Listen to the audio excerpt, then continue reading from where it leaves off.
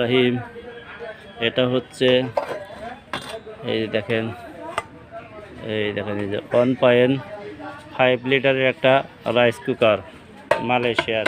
এটা বিক্রি হবে এই দেখেন নিজে, এটা ছোট হয় দেখে মালয়েশিয়া থেকে আনছিল, বিক্রি করে দিব।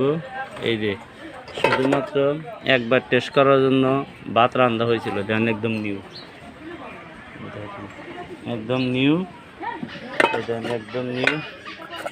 এই ঢাকনাটা একদম নিউ, দেখছেন? এই কেবলটা দেখেন বিদেশি কেবল।